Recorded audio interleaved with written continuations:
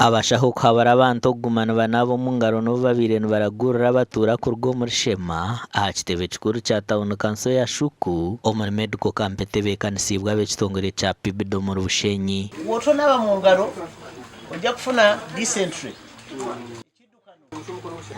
Ogiwulira?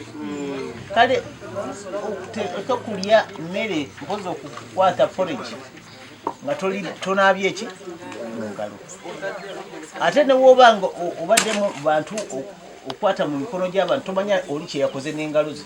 Bwanyuma y'okuragurira abantu barikurenga omuri Rushanje omuri Bushenyi empango, abashaho bashanjire ngu endwara ya pressure hamwe na shukaari byeyongiire. Abantu abasinga balina obulwadde bwa pressure ngenda kubasaba mukole dduyiro muvuge ku bugaali abasobola okuzinga omuguwa mubuuka omuguwa ewaka. Ate bw'oba nga toyagala kuwaata, fumba amatooke go nga togawaase gateekemu, ogenda ogagyayo nga mpogola zibamu eddagala okusinga ki gano ge tuwaata.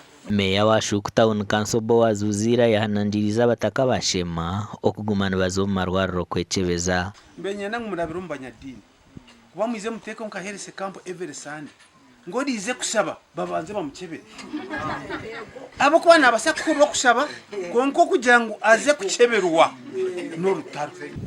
Konka nyenda kubagambira ngu imwabo abo barya babira babarya okureeba omushaho ukomba kugamba ngu ni private clinics noteekwa kunagaho ameza. Okuragurira abantu okukubire kugendereire kugaruza abantu ba Bushenyi empango ahabw'okuhagira factory y'ebitookye ya Bushenyi. Amakuru aga gashakwa Abraham Muganzi.